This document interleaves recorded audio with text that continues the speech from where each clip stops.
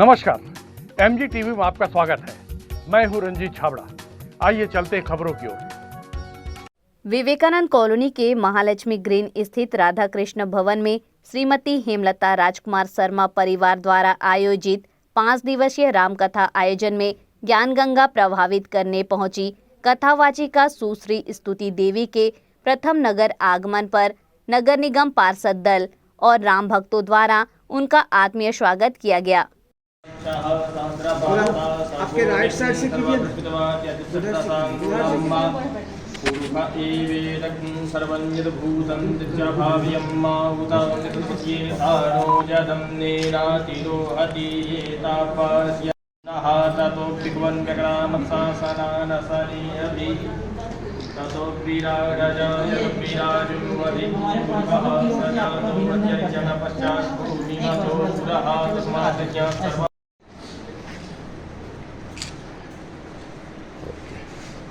स्वच्छता पर बिल्कुल टिप्स देंगे हम लोग को मार्गदर्शन करेंगे। शपथ यहाँ हो गया है। अच्छा अभी हुआ है हमारा बाहर। अब आशीर्वाद आप बिल्कुल दे दो भाई जिनको लोग तो हैं खड़े आपके पास। इस अवसर पर श्री राम कथा वाचिका सुश्री स्तुति देवी ने कहा कि मर्यादा पुरुषोत्तम प्रभु राम का संपूर्ण जीवन ही एक संदेश है। मन हुआ है इतने वर्षों बाद, उसका एक अद्भुत संयोग बना है किसी भी कार्य को करना, और एक होता है कर देना और एक होता है उसे बहुत अच्छे से करना। और आज जो धमतरी में श्री राम की कथा के माध्यम से पुनः आगमन हुआ है तो एक आंतरिक दृष्टि से मैं बहुत प्रसन्न हूँ। असल में नहीं 9000 नहीं, क्योंकि कलयुग को आए हुए 5000 अप्रॉक्स कुछ वर्ष बीते हैं द्वापर को बीते हुए, और त्रेता में राम हुए थे, है ना। और कलयुग की आयु है 4,32,000 वर्ष, द्वापर 8,64,000 वर्ष, उससे पूर्व त्रेता में राम हुए हैं। तो राम प्रति व्यक्ति के जीवन में राम के चरित्र की आवश्यकता है। राम कोई मूर्ति में स्थापित होने के लिए नहीं है। राम की कथा मनुष्य मात्र के जीवन की कथा है।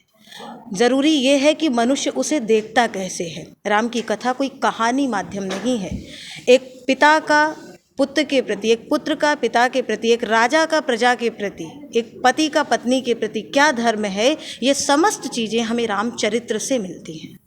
राम राजनीति का विषय हो ही नहीं सकता है। राम हमारा प्राण है, राम हमारा धर्म है, धर्म हमारा पिता है। और यदि राम पर कोई प्रश्न चिन्ह लगाए किसी भी माध्यम से, इसका मतलब है हमें अपने पिता पर संशय है। जिसे अपने पिता पर संशय हो वो राम पर प्रश्न चिन्ह लगाए। अथवा तो कोई कहे हम राम को नहीं मानते या राम काल्पनिक है, जो अभी आपने क्वेश्चन पुटअप किया उसके ये अंग हैं, तो वो ये एक मेरे विचार से एक मूर्खता की टीका टिप्पणी है। कोई कहे मैं सूर्य की सत्ता को नहीं मानता, तो किसी एक जगह पर कुछ इंच की जगह पर बैठ करके कोई कह दे मैं सूर्य को नहीं मानता, तो सूर्य है, ये यूनिवर्सल ट्रुथ है, इसमें कोई संशय नहीं है, कोई संदेह नहीं है।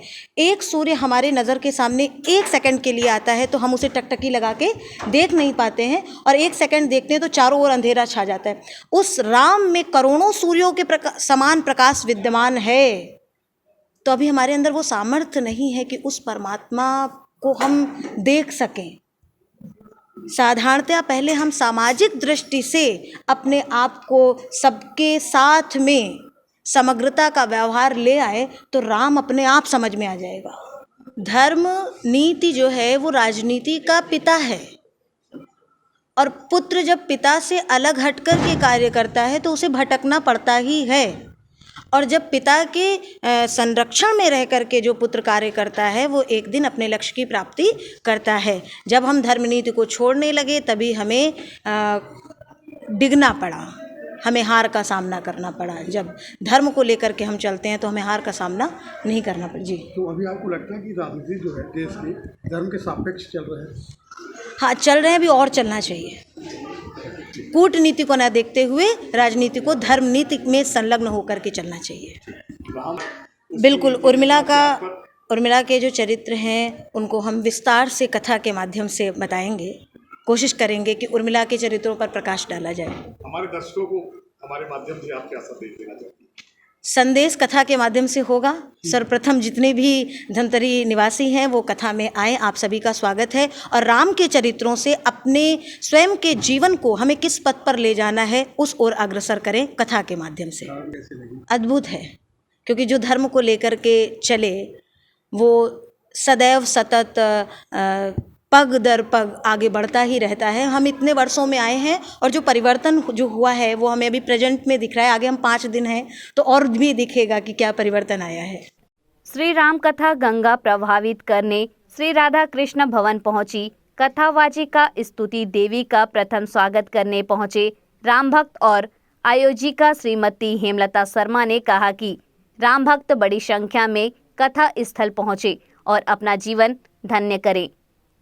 हेमलता जी, किस तरह का कार्यक्रम आज यहाँ आयोजित है और किस तरह ये इसका शुभारंभ हो रहा है, किस तरह का आगमन हुआ है, शुभ प्रसंग किस तरह आया है? आज सबसे पहले तो जय सिया राम। आज जो यहाँ पे धर्म की नगरी में जो धमतरी की पावन धरा पर राम कथा का जो आयोजन किया जा रहा है उसमें हमारी स्तुति देवी जी का यहाँ पे अभी थोड़ी देर पहले आगमन हुआ है।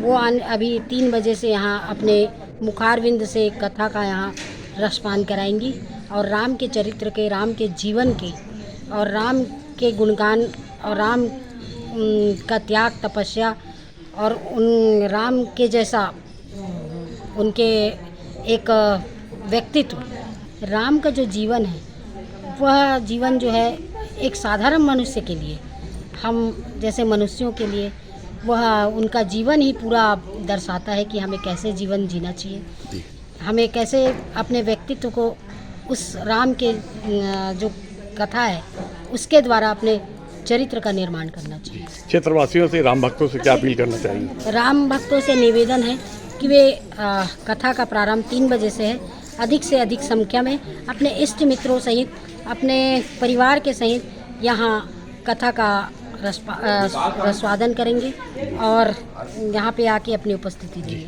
ये जो राम की कथा है आज से प्रारंभ हो रही है, ये कितने दिन तक चलेगी, कब तक चलेगी और इसका समयावधि क्या होगी? यह जो राम रस की जो गंगा है यह निरंतर 5 दिन तक चलने वाली है और आज से प्रारंभ होकर यह 11 तारीख को पूर्ण आहुति के साथ यहाँ संपन्न होगी। इसकी समयावधि क्या होगी?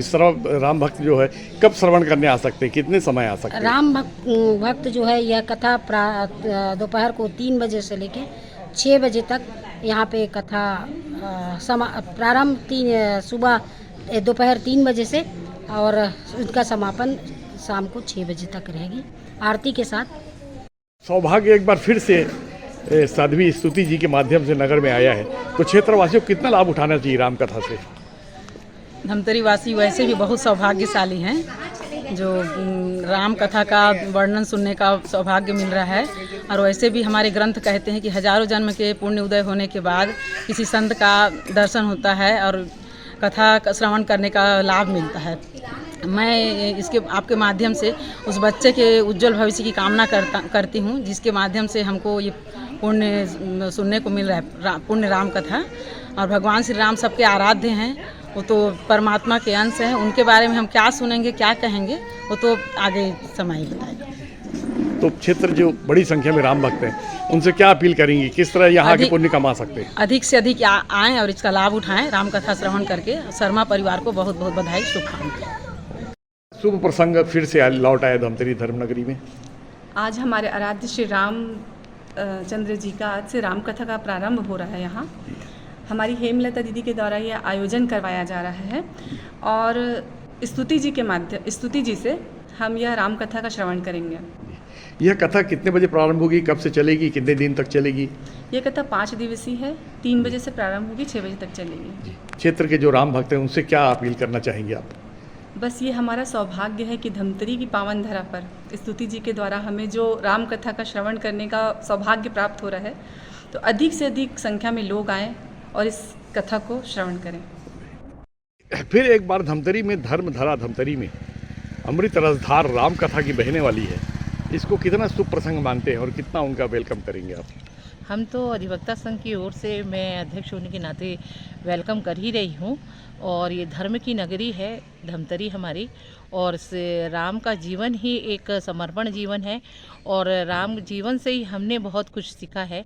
और आज जो रामचरितमानस के बारे में जो राम कथा हो रही है उसका तो मैं बहुत स्वागत योग्य मानती हूँ, और उन्हें बहुत धन्यवाद देती हूँ जिन्होंने ये कार्यक्रम कराया है, और एक भक्तिपूर्ण वातावरण धमतरी शहर में हो रहा है। आप राम के जो अनुयायी हैं बहुत बड़ी संख्या में दूर दूर तक फैले हुए हैं, उनसे क्या अपील करेंगी कि वो किस तरह लाभ उठा सकते हैं? रामचरितमानस में राम का चरित्र ही एक आदर्श चरित्र है, और उसमें पूरा सार लिखा हुआ है। जिन्होंने राम का नाम लिया वो तो पूरा तर गया, इसलिए मैं उनको एक निवेदन करूंगी कि वो अधिक से अधिक संख्या में आके वो यहाँ पर राम की कथा को सुने, श्रवण करे और उससे अपने जीवन को उतारे।